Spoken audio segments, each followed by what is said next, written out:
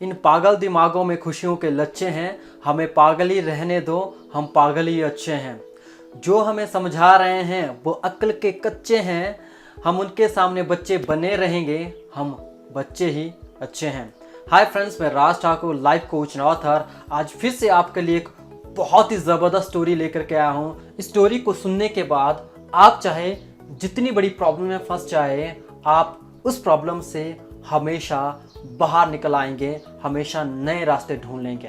तो चलिए शुरू करते हैं। जीना इसी का नाम है। एक बार एक राजा ऐलान करता है कि वो अपनी बेटी का विवाह उस लड़के के साथ करेगा जो उसकी दी हुई परीक्षा को पास करेगा, और इसके लिए वो एक स्वयंवर रचाता है। तो स्वयंवर के दिन बहुत सारे राज्य के राजकुमार उस स्वयंवर में पहुंच जाते हैं, और इसके साथ साथ और भी लोग उस स्वयंवर को देखने के लिए पहुंचे हुए होते हैं। तो जैसे ही स्वयंवर शुरू होता है तो राजा ऐलान करता है कि आपके सामने एक तालाब है, जो भी इस तालाब को तैर करके पार करेगा उसका विवाह मैं अपनी बेटी के साथ कर दूंगा।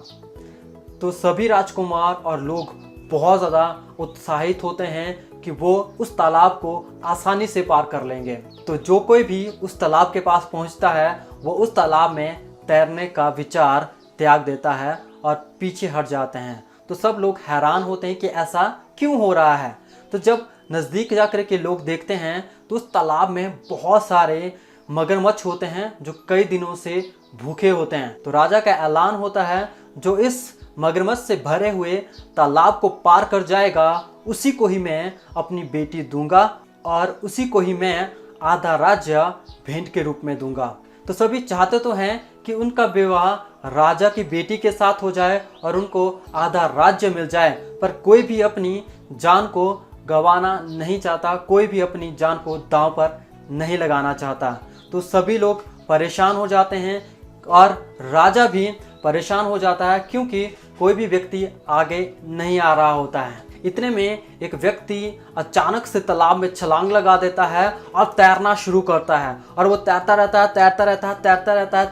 है और तैर करके उस तालाब को पार कर जाता है। तालाब को पार करते ही आसपास के सभी लोग, राजा और सभी राजकुमार उसके लिए तालियां बजाते हैं कि वाह, अरे क्या हिम्मत है, देखो इस व्यक्ति ने तालाब को पार कर लिया।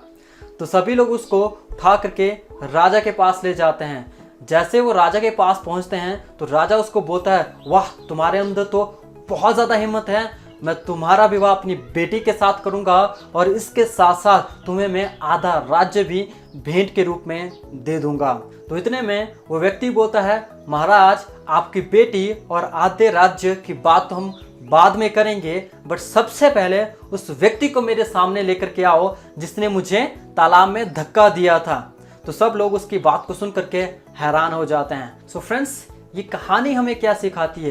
ये कहानी हमें सिखाती है कि कभी कभी जब हम अपने लक्ष्य की ओर बढ़ रहे होते हैं तो अचानक हमारे रास्ते में बहुत सारी प्रॉब्लमें अचानक ही आ जाती हैं। तो उस समय हमें कभी भी हिम्मत नहीं हारनी चाहिए, उस समय हमें धैर्य रखना चाहिए, अपने ऊपर विश्वास रखना चाहिए और अपने काम में निरंतर लगे रहना चाहिए, और एक दिन हमें अपनी मंजिल ज़रूर मिलेगी। और कभी भी हमें अपना लक्ष्य चेंज नहीं करना चाहिए, बदलना नहीं चाहिए। वीडियो अच्छा लगा हो तो लाइक करें, शेयर करें और कमेंट करें, क्योंकि आपका कमेंट मुझे मोटिवेट करता है नए वीडियो बनाने के लिए। और इसी तरह के न्यू और मोटिवेशनल वीडियोस को देखने के लिए चैनल को सब्सक्राइब करें, और उसके बगल में जो बेल आइकन है उसको हिट करना ना भूलें, ताकि आपको नई वीडियोस की नोटिफिकेशन समय पर मिल जाए। तो मिलते हैं एक नए वीडियो के साथ। Till then, nice meeting you.